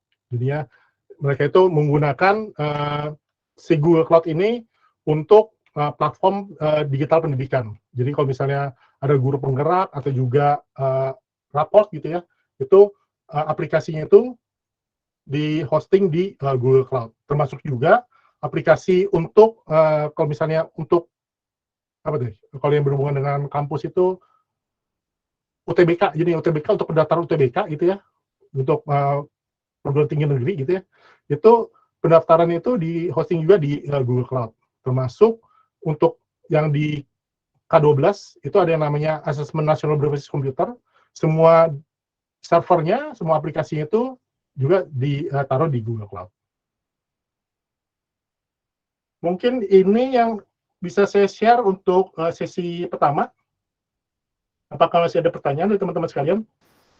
Ada cukup banyak nih pertanyaan yang masuk. Kita coba jawab dulu. Ada 4 apa 5 nih pertanyaan. Oke, satu-satu ya. Aku coba dari yang di chat room dulu. Yang di Q&A. Dari Erik. Oke. Erik itu Binusian 2005 ya.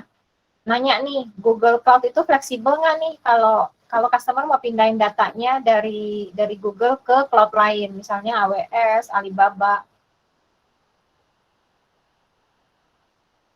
Oke. Jadi fleksibel nggak nih kita? Sangat fleksibel sih harusnya.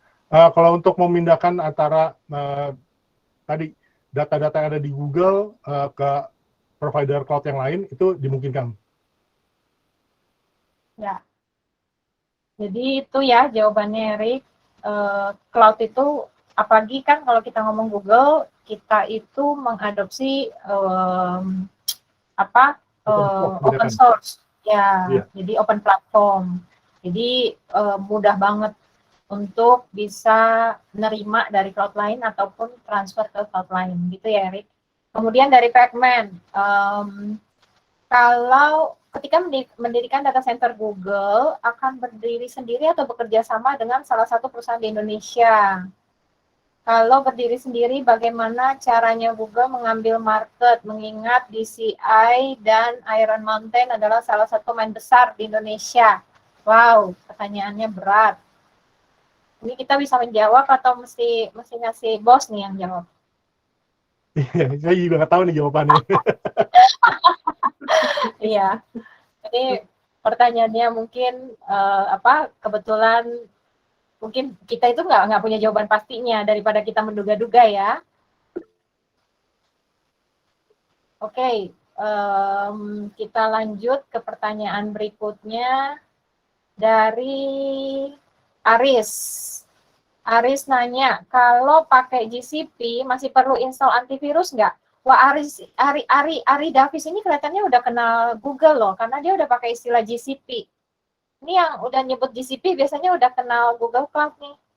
Perlu install antivirus apa enggak nih, Sugi? Perlu install antivirus apa enggak? Kalau misalnya jalannya di atas VM dengan menggunakan Windows ya pasti harus dong. Harus tetap. Jadi kan kalau kita tergantung dari service yang digunakan. Kalau misalnya service-nya berupa infrastruktur as a service, contohnya untuk VM gitu ya, dan menggunakan Windows misalnya, nah tetap itu adalah tanggung jawabnya dari customer untuk menginstal antivirus sih.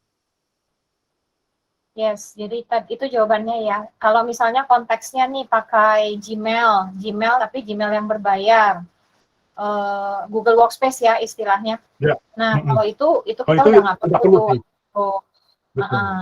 Gitu ya. Jadi tergantung servisnya ya, Ari. Kemudian pertanyaan dari Raihan. Apakah semua orang bisa request cloud ke Google atau ada requirement-nya untuk bangun cloud di Google?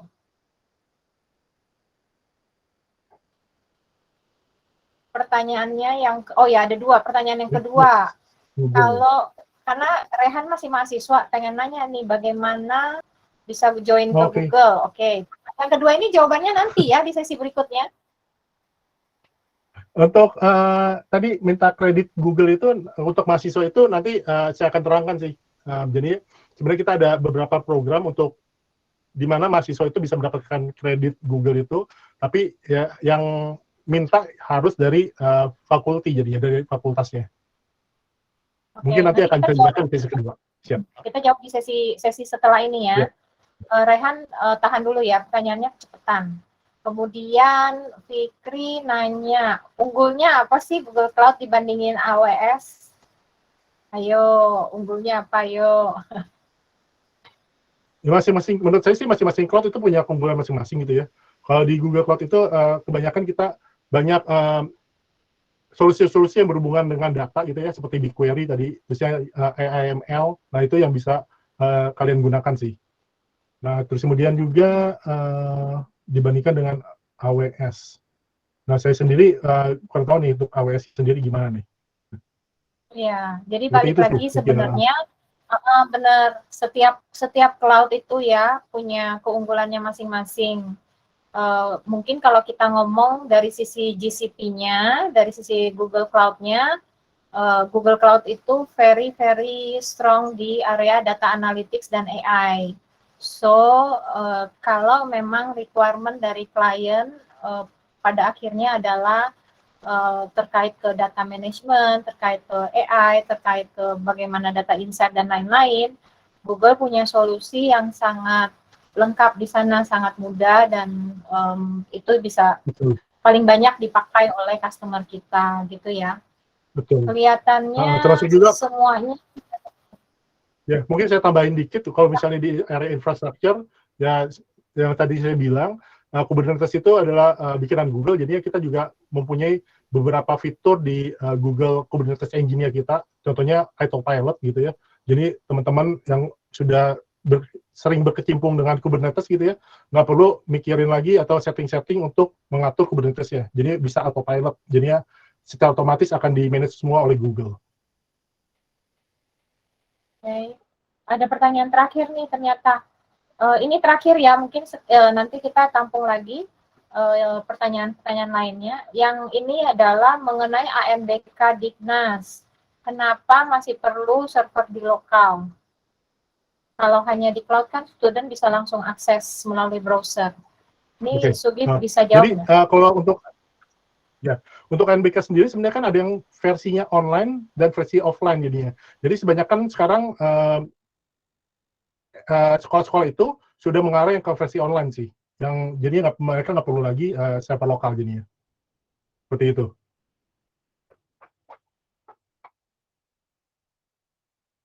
Oke, kita tutup dulu Q&A-nya, kita lanjut ke sesi 2 langsung. Pak MC, boleh kita lanjut ke sesi 2 Pak? Boleh, silakan Bu Tin. Oke.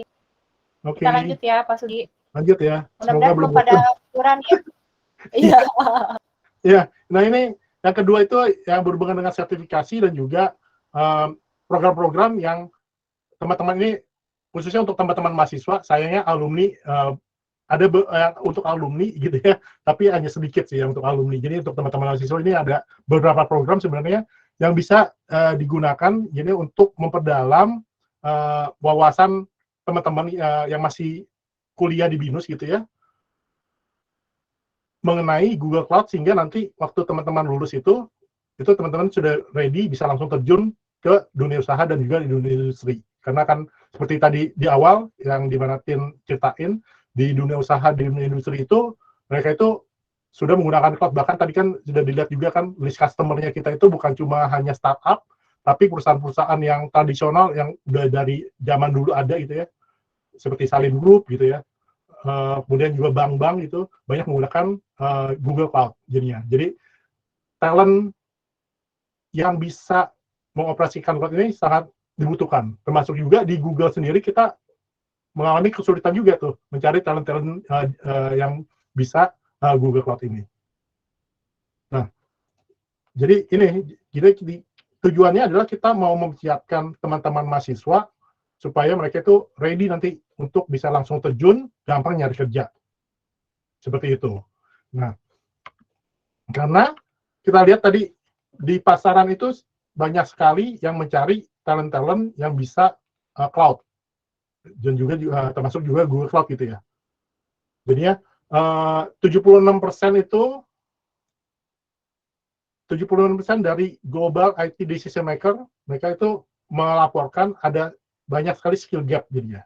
Jadi mereka bilang itu banyak sekali orang-orang yang lulus itu yang masih gap skillnya itu belum mumpuni untuk langsung bisa terjun ke dunia kerja. Lalu kemudian juga 40%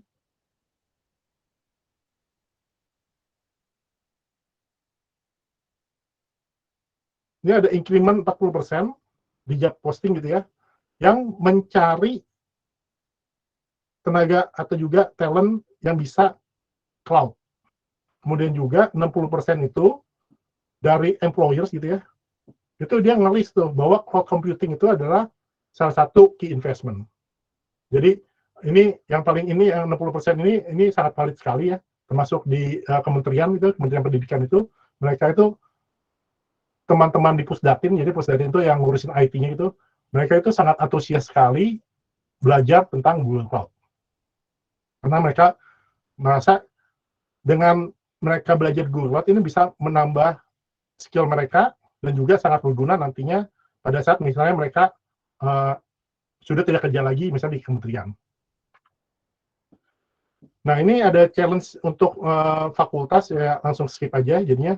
Jadi ini ada program-program dari Google Cloud gitu ya, yang bisa digunakan oleh alumni. Kalau untuk alumni ini hanya di sini, sedangkan sisanya itu untuk mahasiswa. Jadinya yang pertama kita namanya Google Cloud Skill Boost. Google Cloud Skill Boost ini dulu namanya Quick Labs gitu teman-teman. Jadi ini adalah sebuah learning management system gitu ya, di mana teman-teman bisa belajar Google Cloud mulai dari yang foundation, yang fundamental gitu, sampai yang spesifik ke data, network, security, AI atau ML secara mandiri atau secara on demand. Di dalam itu kita sudah sediakan hands-on lab-nya. Nah, itu untuk rekan-rekan alumni itu mereka bisa masuk ke Google Cloud Skill Boost ini dan mereka itu bisa dapat trial selama 30 hari itu. Selama 30 hari mereka bisa belajar tentang Google Cloud.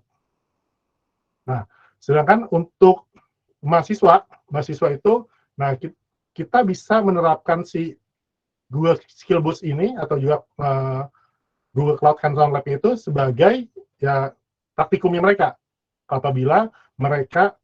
apabila fakultas atau juga universitas itu mengadopsi yang namanya Google Cloud Curriculum. Nah, ini Google Cloud Curriculum ini ya, yang program yang berikutnya. Jadi sebenarnya saat ini BINUS ASO gitu ya, BINUS ASO yang di Alam Sutra, mereka sudah mengadopsi Google Cloud Curriculum.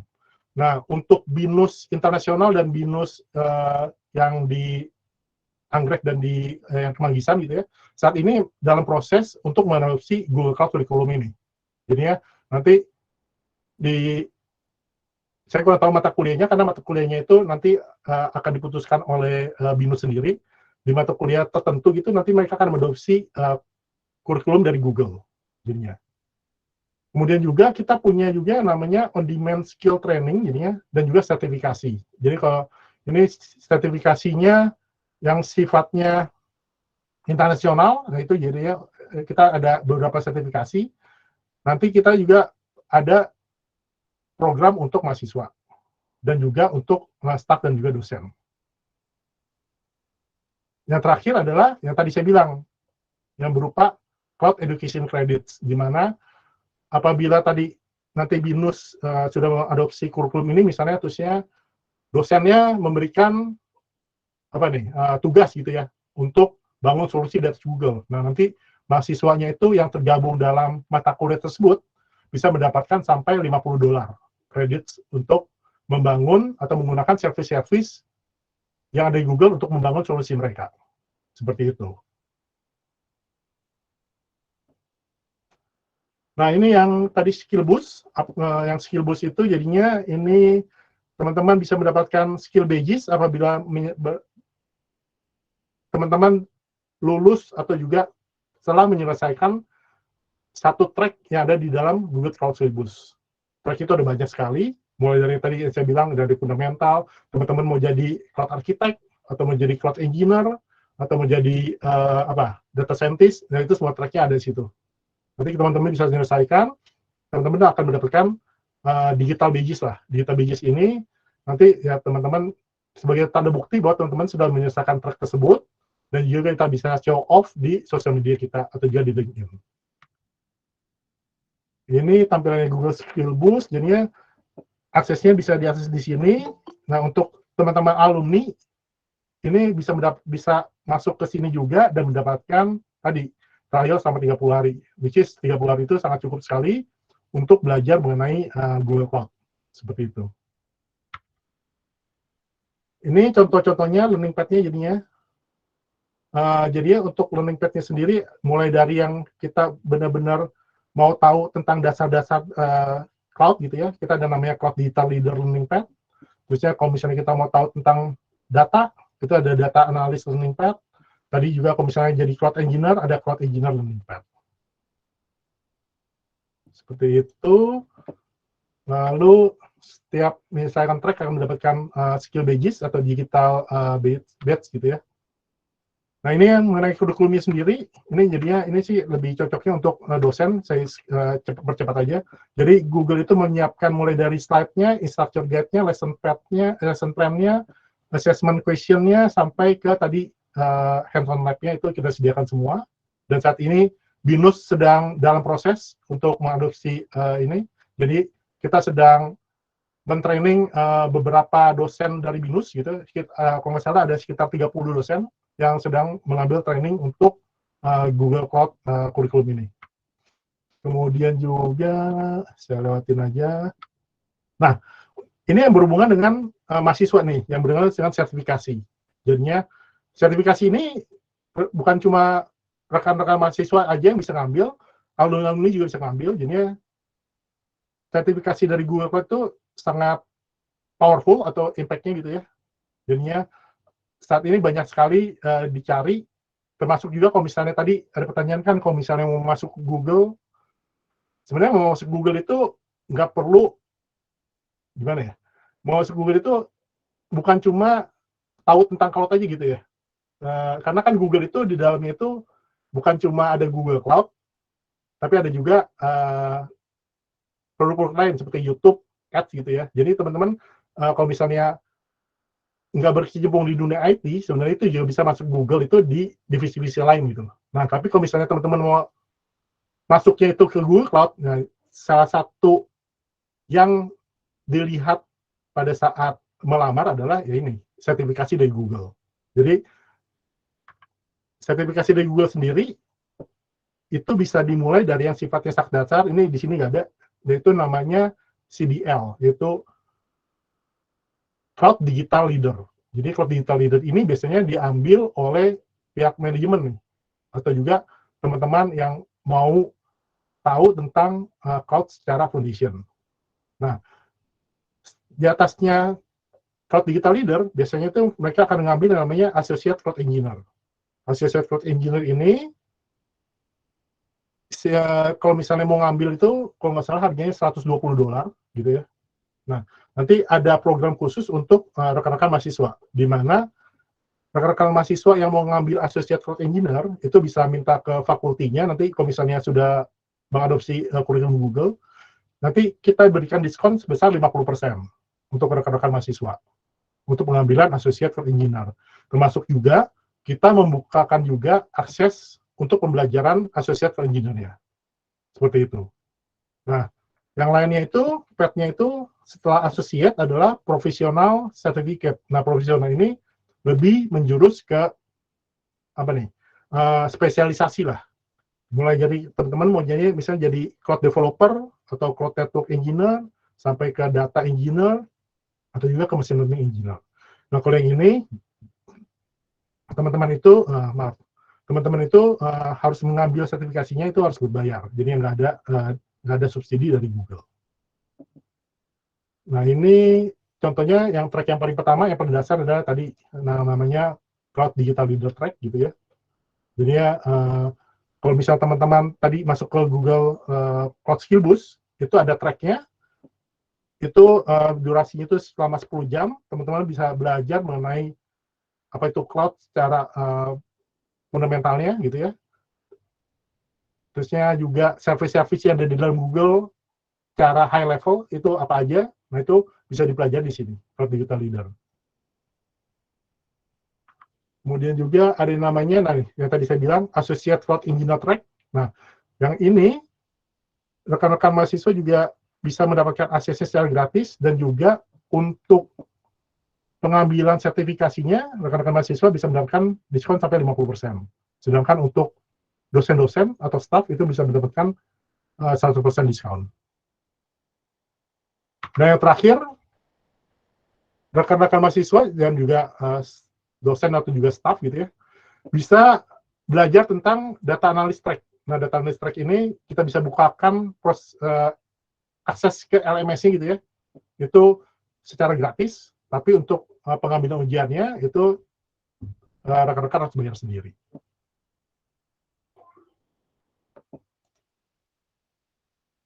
Nah, ini yang berhubungan tadi dengan kredit dari Google Cloud. Jadi kalau misalnya teman-teman jadi mau menggunakan Google Cloud untuk menjalankan atau juga membuat proyek dari yang diassign oleh dosen, nah nanti kita bisa menyediakan Google Cloud Credit sebesar $50 untuk satu mahasiswa yang tergabung dalam mata kuliah yang berhubungan dengan cloud. Kreditnya itu bisa berlaku selama 12 bulan.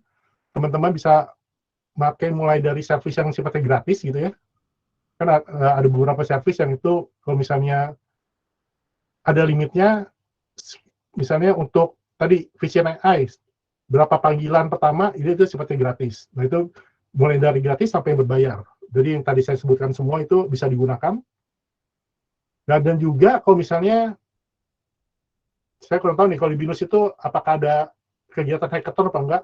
Nah kalau misalnya rekan-rekan mahasiswa atau juga dosen itu atau juga staff dari BINUS mau mengadakan hackathon, sebenarnya kita juga bisa memfasilitasi untuk memberikan Google Cloud Credit ke para peserta hackathon-nya. Seperti itu. Mungkin itu yang dari saya, Tin, untuk sesi kedua, karena hanya 10 menit kan ya? Ya. Dari sesi ini mungkin ada yang mau bertanya. Oh, oke.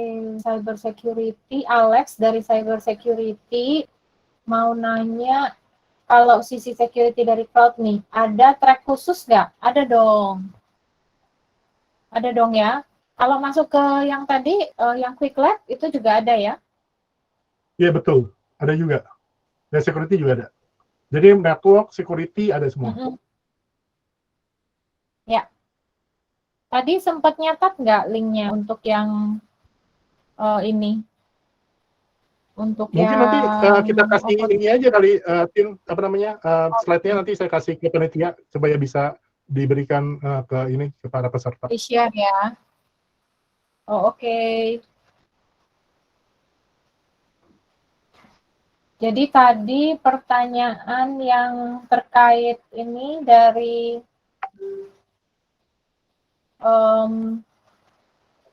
Erik, harusnya, bukan Erik, dari Pacman harusnya udah terjawab ya. Oh, bukan dari Pacman ya. Tadi yang pertanyaan terkait kalau pengen join Google, mudah-mudahan udah terjawab ya. Jadi background itu tidak mesti IT, bisa variasi karena di Google juga banyak banget role. Saya sendiri dulunya KA, walaupun dari BINUS, KA kan juga nggak terlalu teknis ya, itu bisa. Kemudian selain yang diperlukan sertifikasi itu biasanya kalau misalnya nih, misalnya kalian punya waktu, mungkin bisa lihat di YouTube tuh ada banyak contoh-contoh. Kalau interview di Google itu tuh apa sih yang ditanyain, apa sih yang dicari gitu ya pas interview, banyak banget tuh contekan di YouTube. Jadi ada faktor kognitif, ada faktor-faktor lain juga yang dilihat biasanya ketika interview gitu. Terus buat mahasiswa yang baru lulus, sebenarnya itu kita juga ada program magang ya, Sugi. Jadi pantengin aja tuh, ini ada career.google.cloud. Nah, di situ kelihatan tuh kalau ada magang, program magang bisa lihat di situ. Itu kira-kira. Ya, saya tambahin mungkin, juga untuk program magang itu biasanya dimulai di bulan Oktober tuh. Jadi di Oktober dipantengin aja tuh careers.google.com gitu ya. Ada yang untuk magang mahasiswa yang baru lulus atau juga mahasiswa semester akhir kalau misalnya juga boleh kan ya? Iya benar, mahasiswa yang ada yang semester akhir deh. Ada pertanyaan lagi mungkin yang aku kelewat? Rasanya udah habis semua ya. Oke, mungkin kita tutup sesinya. Saya, Tin, dan Sugi, kami dari Google, thank you banget untuk sharing hari ini. Kita kembalikan ke MC.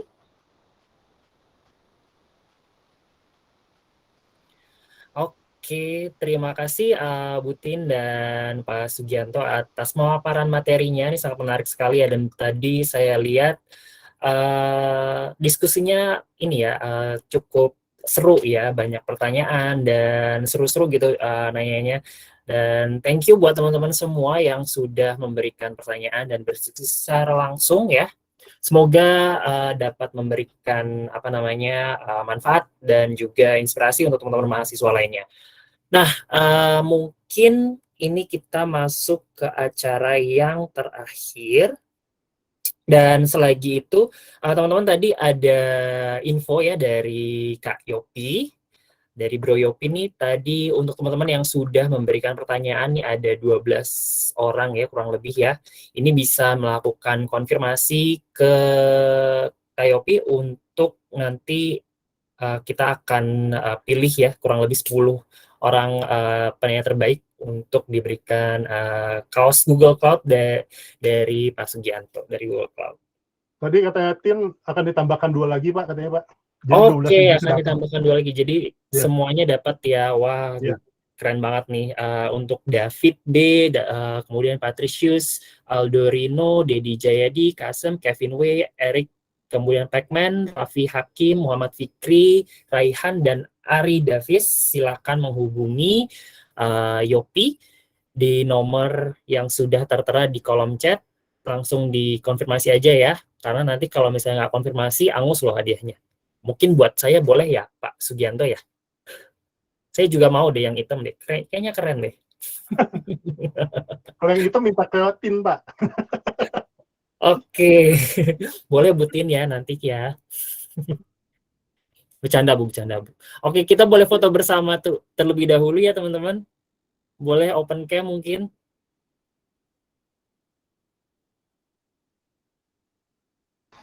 Oke. Mukanya pada malu. Oh, enggak ya? Boleh teman-teman alumni, teman-teman mahasiswa, kemudian yang baik yang baru join juga boleh, silakan open cam. Wah, banget ada yang lagi nyetir loh dengerin kita. Hai Iren.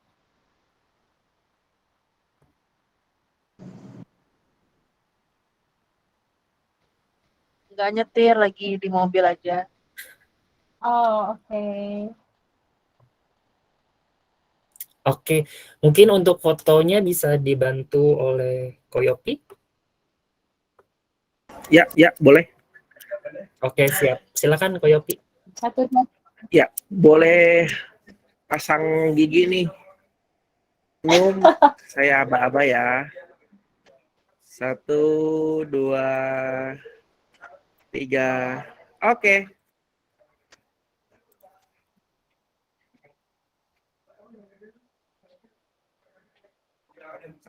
Udah nih. Udah. Ya, sudah. Belum? Udah. Oke. Berasa mungkin? Nggak berasa ya? Nggak ada bleach-nya ya? Oke. Oke, thank you teman-teman semuanya yang sudah hadir. Jangan lupa juga untuk teman-teman mahasiswa dan juga teman-teman alumni dan umum, silakan untuk mengisi link evaluasi yang sudah diberikan di kolom chat. Untuk alumni dan umum, silakan klik link yang di nomor pertama, survei kepuasan acara sertifikasi, dan khusus untuk mahasiswa cukup untuk mengisi link yang nomor 2, form evaluasi khusus mahasiswa. Dan untuk teman-teman mahasiswa dan alumni sekalian, pastikan pada saat menulis nama ataupun NIM ataupun yang lainnya jangan sampai salah, karena untuk mahasiswa nanti nama NIM-nya akan dipakai untuk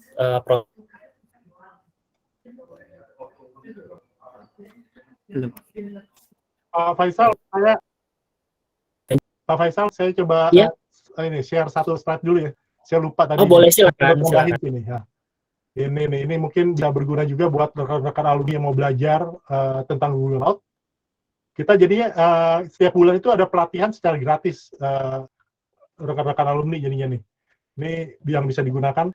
Nanti mungkin saya izin untuk share ininya ya, apa namanya, slide-nya. Jadi kita setiap bulan itu ada training gratis yang ada instrukturnya, tapi ini dilaksanakan secara online gitu ya. Jadi kalau misalnya teman-teman mau belajar tentang core infrastruktur Google, nah itu bisa daftar nih. Mulai misalnya teman-teman ngerti bahasa Thailand, bisa daftar yang ini gitu ya. Tapi ini ada juga yang bahasa Indonesia. Jadi ada tanggalnya di sini, course-nya apa, time zone-nya itu, delivered-nya siapa, link-nya ini bisa diklik nanti di sini. Nanti kalian tinggal klik link-nya, terusnya daftar.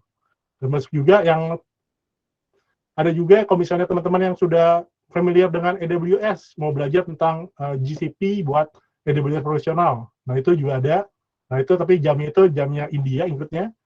Atau juga yang mengenai tadi Big Data dan Machine Learning, mau tahu tentang Big Data dan Machine Learning, itu ada yang sesi bahasa Indonesia, itu di tanggal 22 September.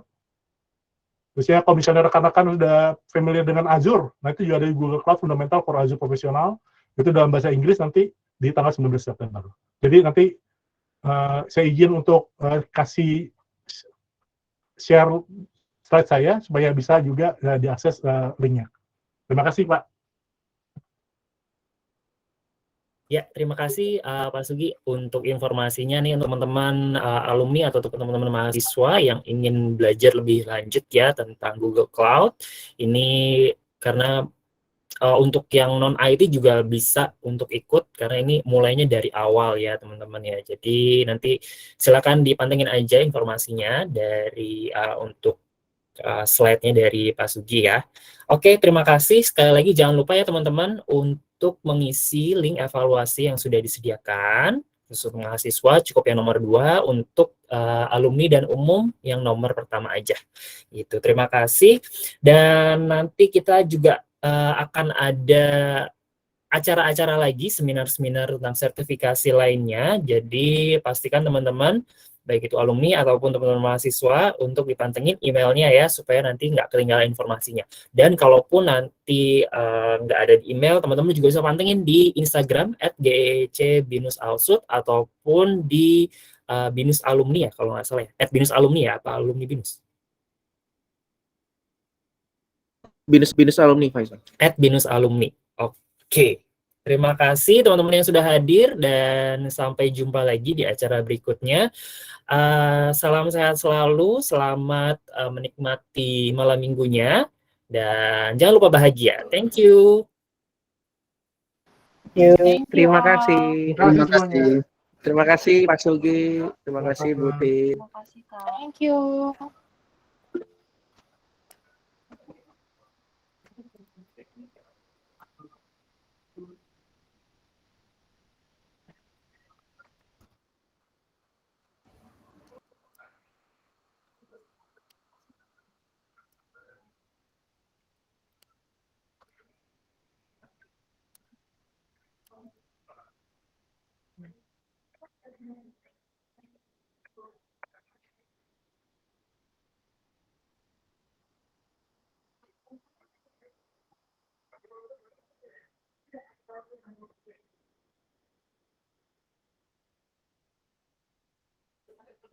Oke, mungkin Bu Tin boleh, maaf, yang peserta boleh di remove call aja dulu. Selain yang panitia ada Pak Faisal, Pak Agus. Teman-teman yang lain boleh leave dulu.